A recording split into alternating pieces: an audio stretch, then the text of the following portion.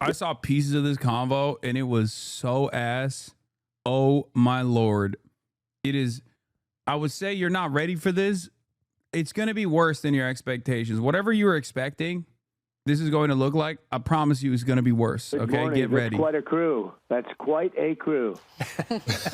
Well, Mr. President, the whole world was watching yesterday as you got leaders from the European Union, NATO, as well, from all over the world. How did you get them to Washington, to the Oval? Let me tell you how. Okay? Let me tell you why they came. Because last time Zelensky came by himself, it turned into a spectacular failure. Okay? So this time, the European allies, who are also servile to Donald Trump's interests, regardless of what, no matter how insane it is, they came with him so that at least like there would be some semblance of decorum. And they glazed them the entire time, hoping that the dude, the president of the United States, the quote unquote leader of the free world, doesn't turn around and say something insanely childish in the process. That's it. It's so funny. All of these like incredibly well-educated, supposedly brilliant minds have to literally sit around this perfect portrait of Europe's century of humiliation. EU leaders lined up like school children as Daddy Trump lectures them behind his desk.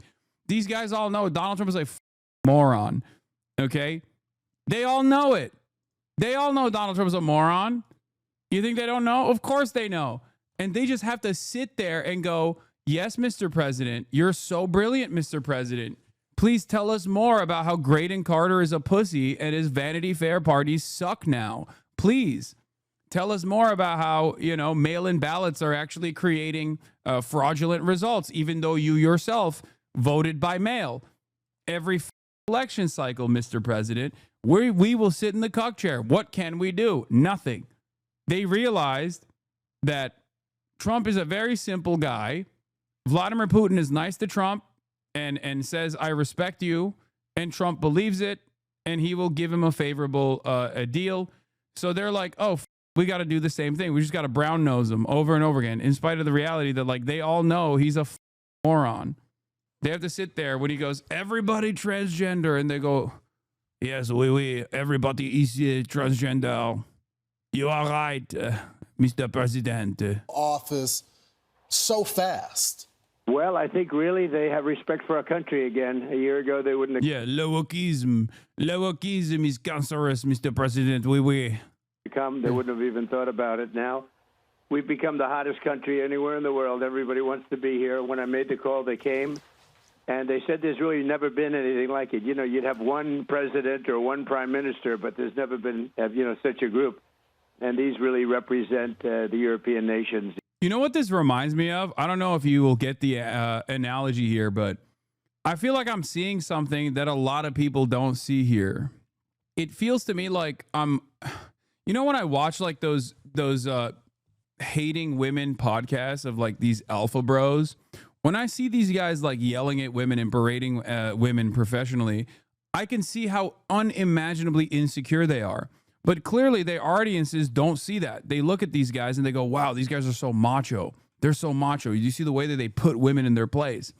That's how it feels like to me here, where Donald Trump is basically making it seem as though America still has motion around the globe, while simultaneously destroying what remains of America's soft power initiatives, and these kinds of like petty aesthetic, like, oh yeah, we came over and we visited the president personally. He uses that as an opportunity to say, see, I'm so hot right now.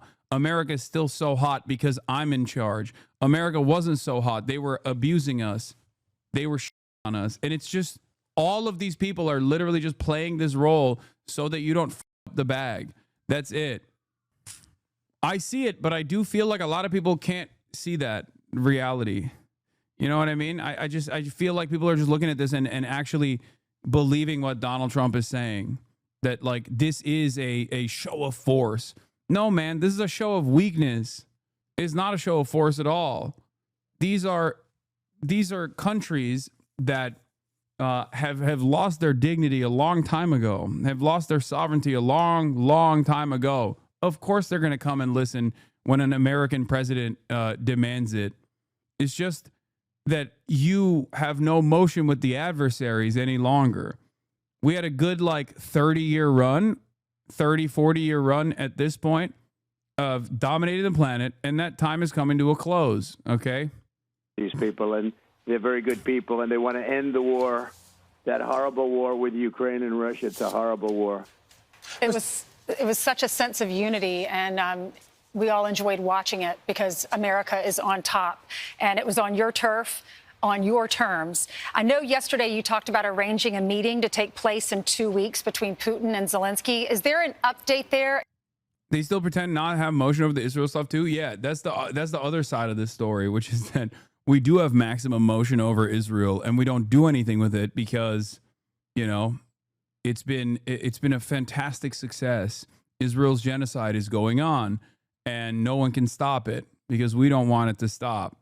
So great, awesome. And do you plan to Big attend? W for America and No, Israel I thought overall. I'd do first let them meet. They haven't been exactly best friends. They haven't gotten along very well. And I called President Putin yesterday, and I do have a good relationship, but it only matters if we get things done. Otherwise, I don't care about the relationship. I do have a good relationship with him, but I want to get things done.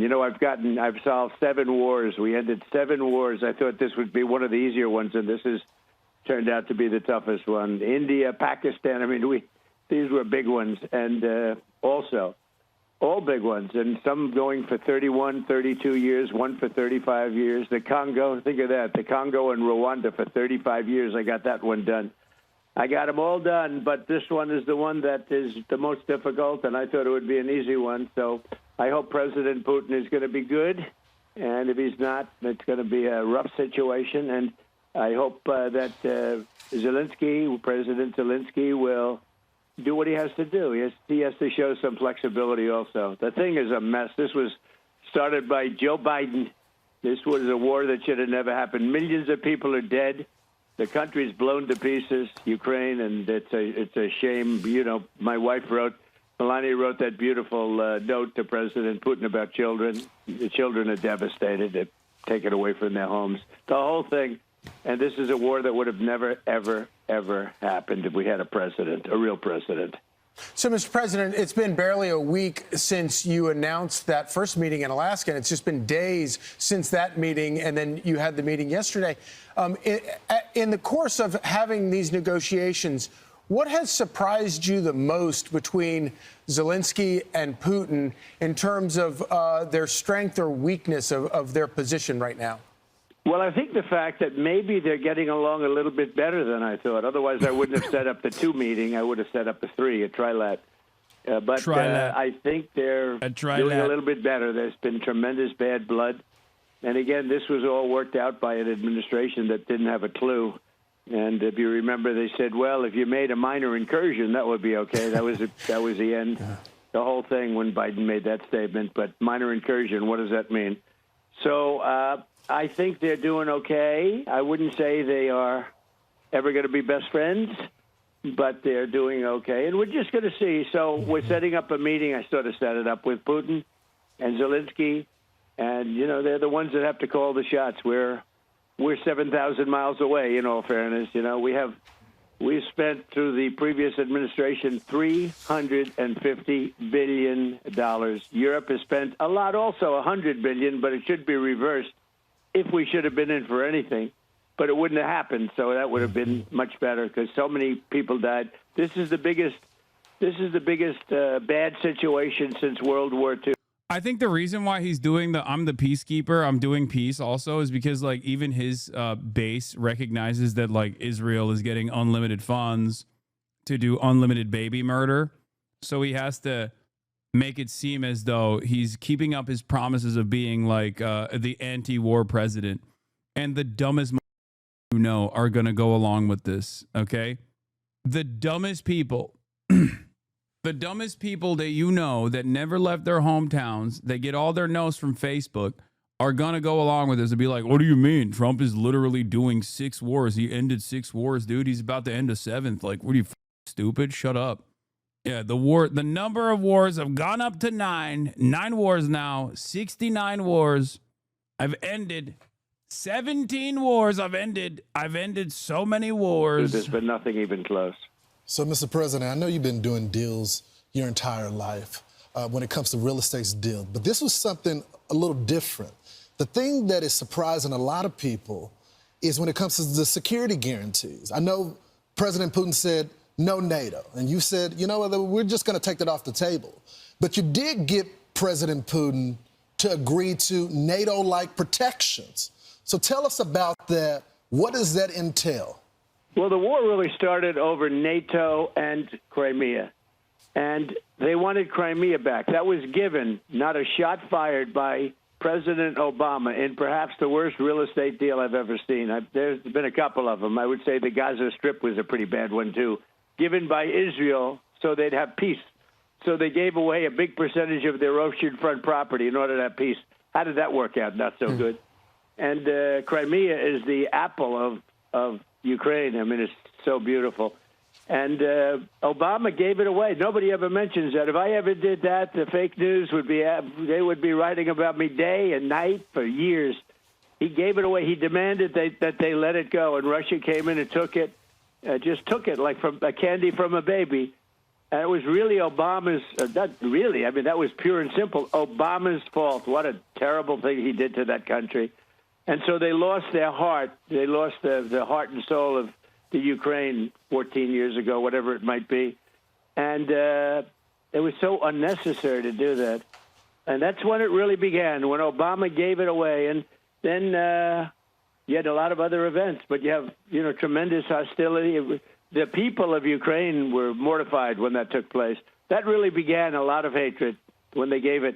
And they didn't have to. Not a shot was fired. They just took over the most valuable piece and the biggest piece in a sense and surrounded on four sides by ocean, just a little passage to get you back onto the mainland. The most beautiful piece of property you've ever seen as a real estate developer. I look at it, I said, why the heck did he do that to them? And so there's great hostility, and maybe rightfully so. But one thing was NATO. They went in. They said, "We want you. We want to get Crimea back." This was at the beginning. Now Putin, in all fairness to him, he made a good deal. He got it from Obama, but they said we want it back, and that was not exactly well received because it was like 12 years before. That's where Russia has its submarine base, and that's been there long before Putin. They've been there for a long time. But long before Putin. And the other thing they said is we want to be a member of NATO. Well, both of those things are impossible because, again, long before Putin, it was a no-no by Russia or the Soviet Union or anything you want to call it. Sort of a similar thing as it gets larger, but very similar. But it was always a no-no. You could not.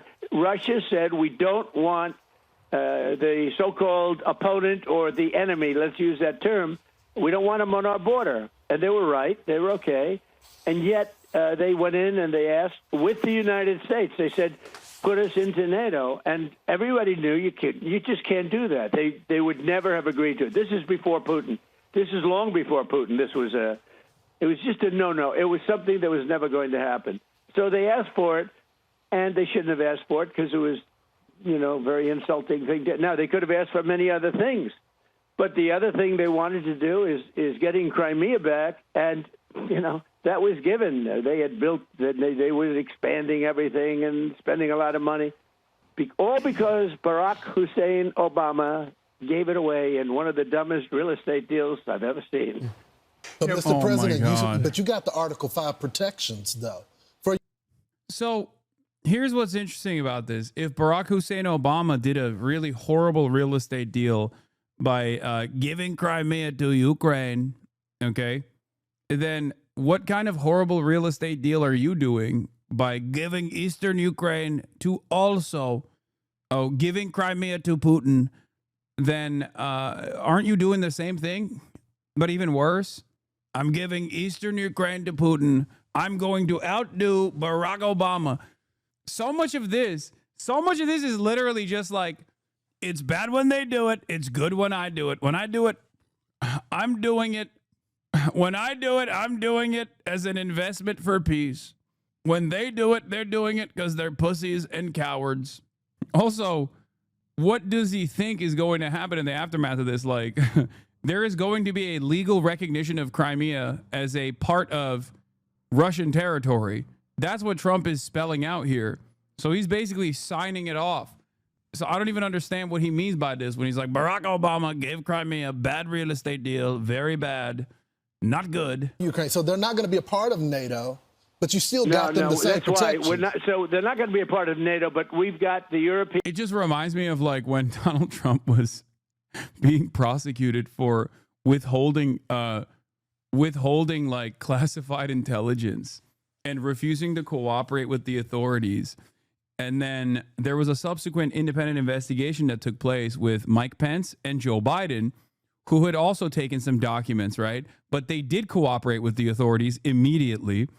And he turned around and was like, Joe Biden should go to prison. He took away documents. He should go to prison. Me? I'm being persecuted. I should never be in prison.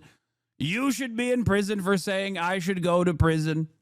Like so much of Republican politics at this stage has basically gotten to, it's good when I do it, it's bad when they do it, and they should be punished for doing the same thing that I'm doing, if not the worse version of the same thing that I'm doing.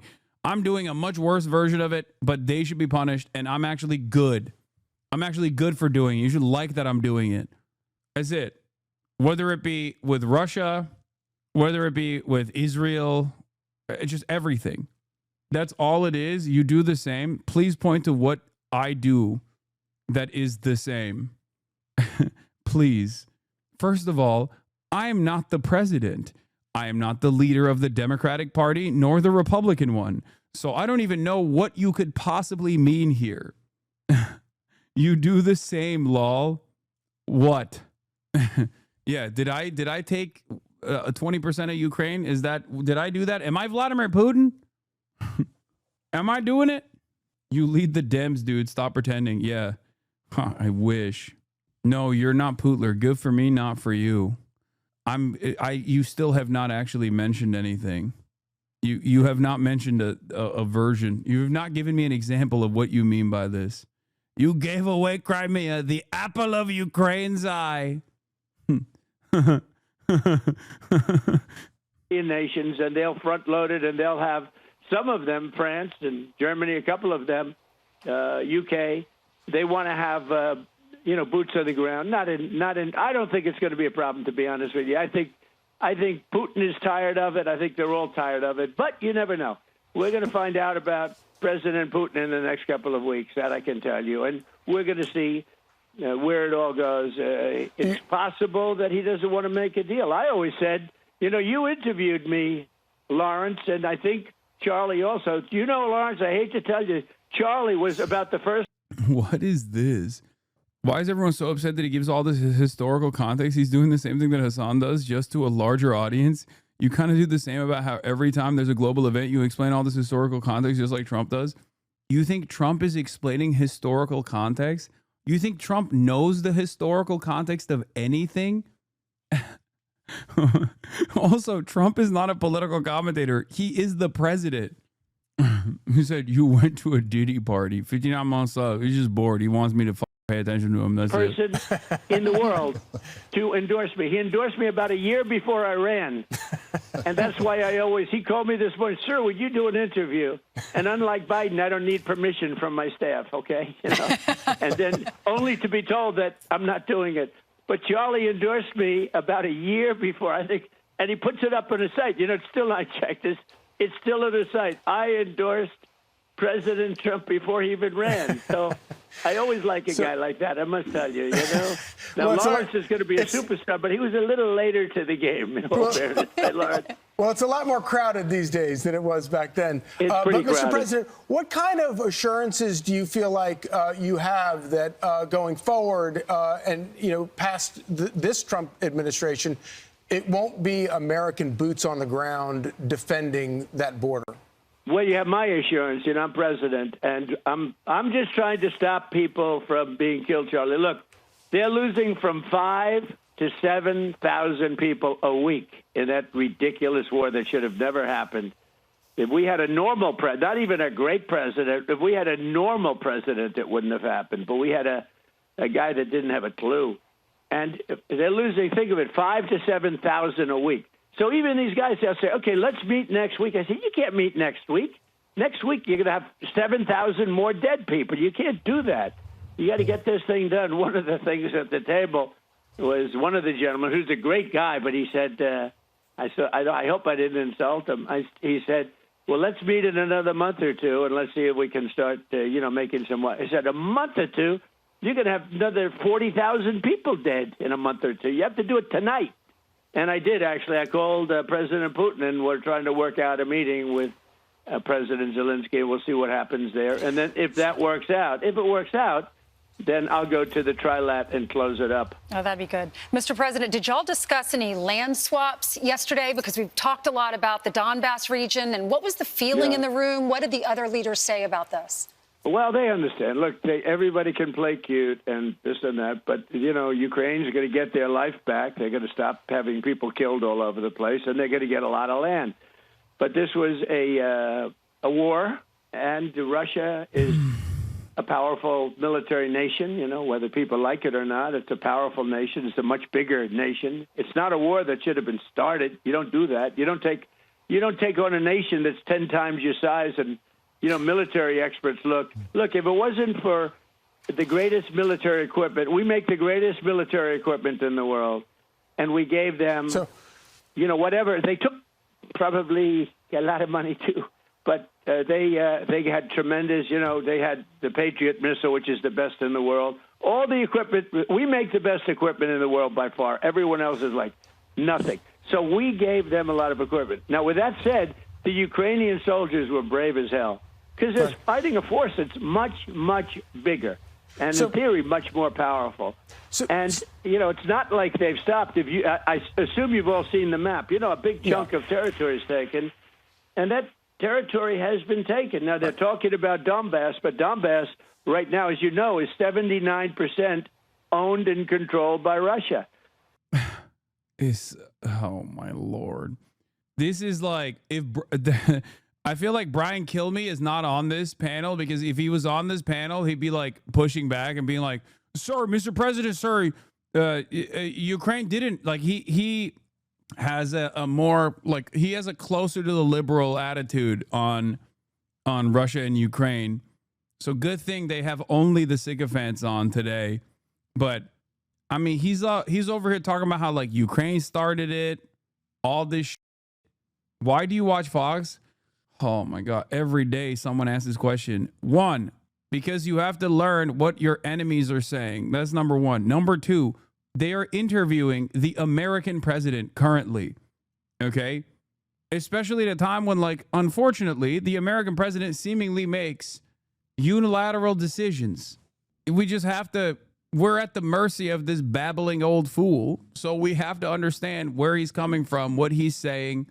And also, last but not least, it is somewhat entertaining at times. Not right now, but so the trilat, more like unilat.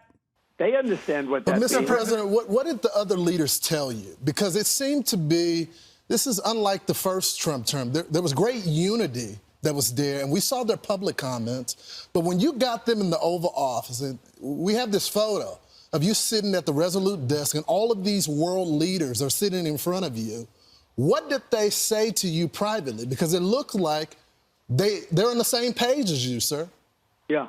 They are. They're very good people. They're very good leaders of their countries. And they want to get back to leading their country. They're consumed far more with this than we are because they're right there. We have an ocean that's separating us, right? Thing called an ocean, a big, beautiful ocean. And they don't. They're right there. So they have to, it's a different kind of a thing for them.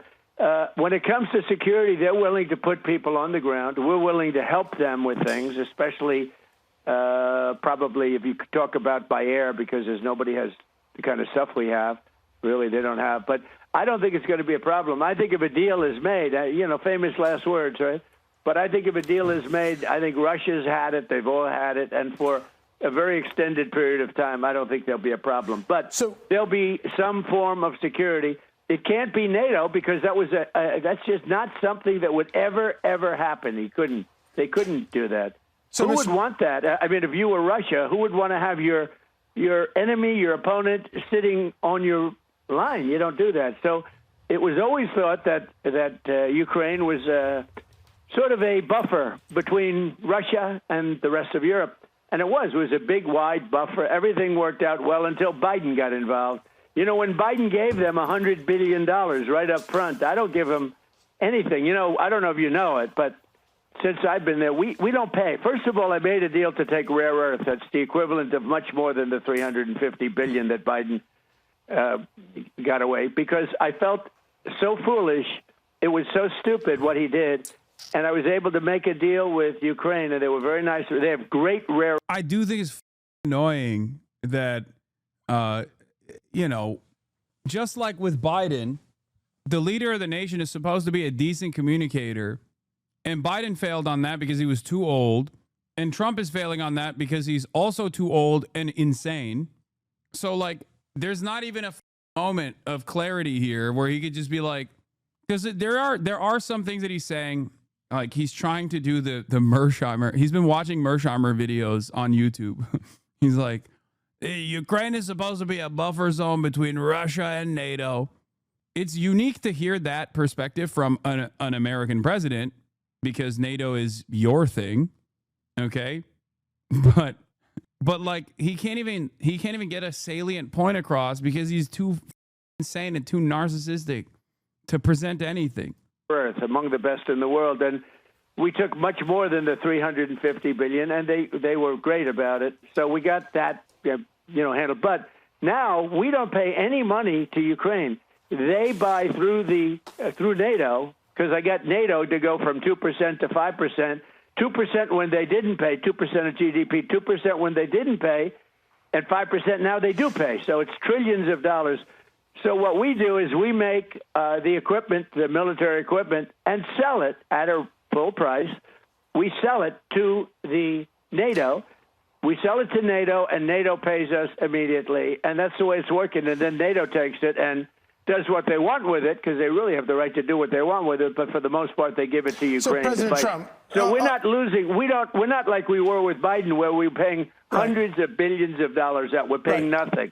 President Trump, during the meeting yesterday, when you decided to call Vladimir Putin, what was the reaction among the other people in the room, and what was President Putin's reaction to, like, being brought into a phone call in the middle of your meeting? Well, I think they expected it. I didn't do it in front of them. I thought that would be disrespectful to President Putin. I wouldn't do that, because they have not had the warmest relations. And actually, President Putin wouldn't talk to the people from Europe. I mean, that was part of the problem. They had stepped out of the Oval Office to make the call? They had no communication with the White House for years, as people died. Years with Biden and his people. No communication. Putin told me years. It was years that he didn't speak to anybody from the White House, and it was a long time that he didn't speak to anybody from Europe. No, it's a fractured relationship.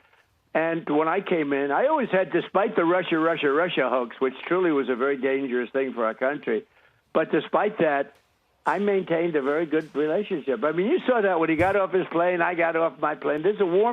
I think one of the craziest aspects of, like, all of these guys behaving in the servile way is that they also normalize what Trump is saying. They prove what Trump is saying is correct in the eyes of the broader public, because all of these other European leaders that have routinely criticized Donald Trump, all of these European leaders that spent the last 3 years being like, Russia is a madman, Putin is a madman, we have to militarily defeat Russia, now have to turn around and be like, Mr. President, it was so amazing that you were actually the only person who could bring Vladimir Putin to the table. You were the only president who could do that. They said that yesterday. Okay? They said that yesterday. Now, we understand why they're doing that. They're doing that so that, the bag doesn't get up. They know that this is the only language Trump listens to, responds to. You have to glaze them. It is what it is. But what's crazy about it is that ultimately makes them look fraudulent.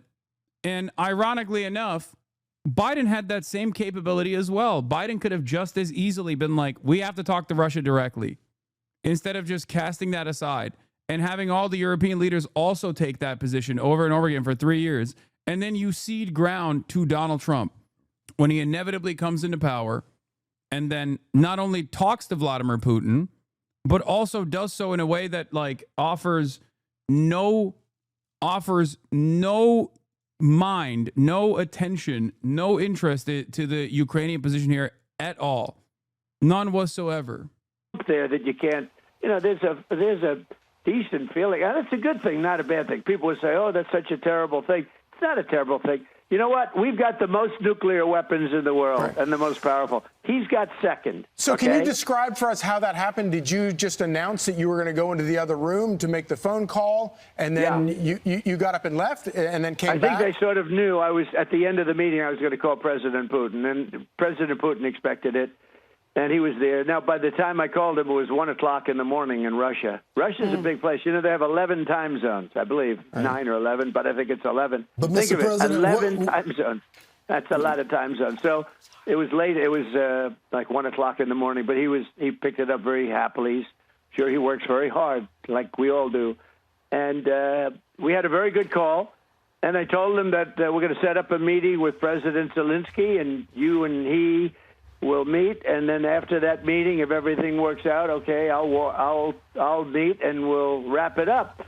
But, it takes, in this case, two to tango. They have to have somewhat of a relationship. Otherwise, we're just wasting a lot of time. I don't want to be doing that I just want to end it. I want to end it. We're not losing American lives. We're not losing American soldiers. We're losing Russian and Ukrainian, mostly soldiers, some people as missiles hit wrong spots or get lobbed into cities like Kiev and towns. But, if I can save 7,000 people a week from being killed, I think that's I want to try and get to heaven if possible. I'm hearing I'm not doing well. I hear I'm really at the bottom of the totem pole. But if I can get to heaven. It is wild how much he glazes Putin. Like, it's truly, it shocks me. I'll be honest. Like, he does not have this level of respect for anybody, dude. It is crazy. It's not necessarily a bad thing to show respect to a foreign adversary, especially if you're pursuing the path of peace. But if you're a guy like Donald Trump and you're constantly undermining, bullying every single person around you, all of our foreign allies, and then you only have this kind of glaze for foreign adversaries, it is interesting. It also doesn't make sense because, like, it's not like he's changing. Like, he glazes Xi as well all the time, and that's great. But it's not like it reflects in the policy making side. He will glaze Xi while simultaneously actively doing everything he can to try to fight China's influence around the globe and fail to actually achieve that objective anyway. And I don't even know if there is any capacity to undermine Chinese influence around the world at this stage. So if you're going to be so nice and if you're going to glaze them, then why not cooperate, Evan, this will be one of the reasons. Well, I think I saved a lot of lives with India, Pakistan. They were going at it. The planes were being shot down. That was going to be maybe a nuclear war if I let that go. And I did that through trade. I was negotiating with both of them. I said, I'm not going to make a trade deal with you guys. You're fighting until you get peace. And I got them on the phone. I made a peace deal.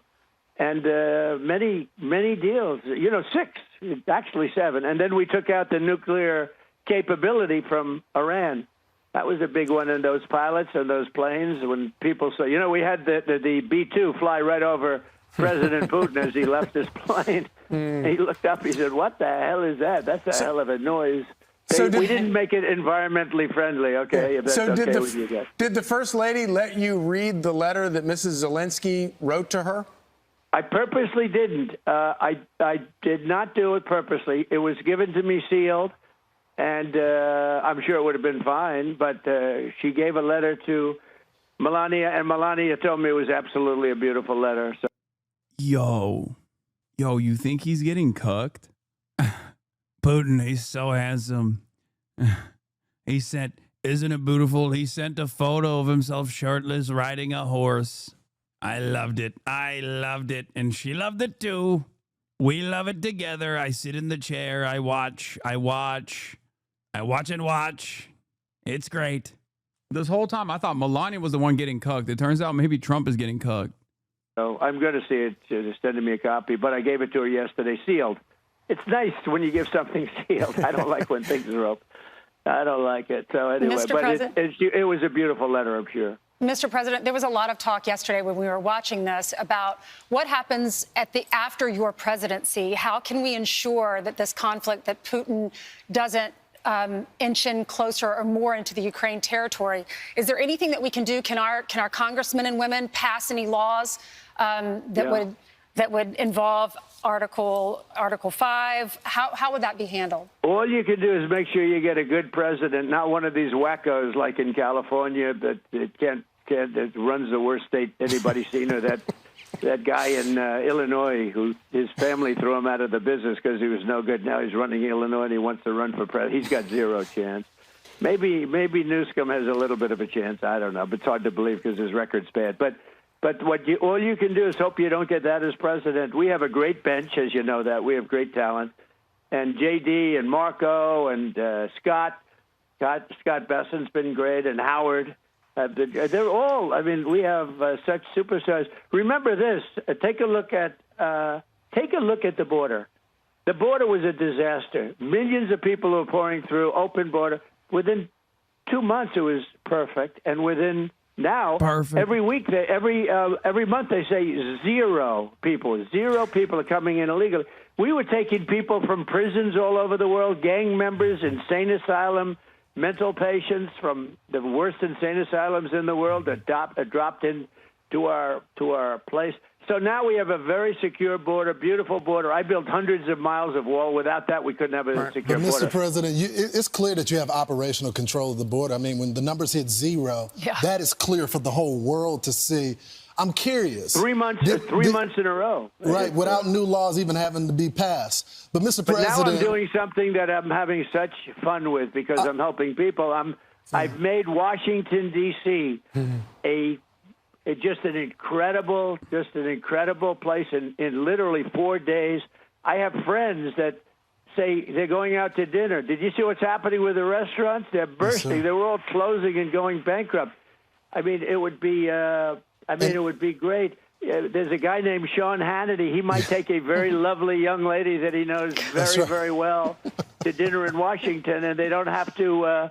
And she's sitting right next to you, by the way. That's right. But Mr. President, I don't want to get him in trouble, so I better explain exactly. We don't want any secrets here.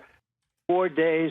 I have friends that say in Washington, D.C., just an incredible place in literally 4 days. I have friends that say they're going out to dinner. Did you see what's happening with the restaurants? They're bursting. Yes, they were all closing and going bankrupt.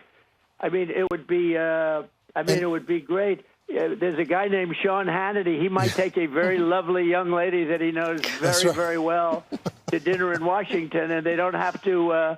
And she's sitting right next to you, by the way. That's right.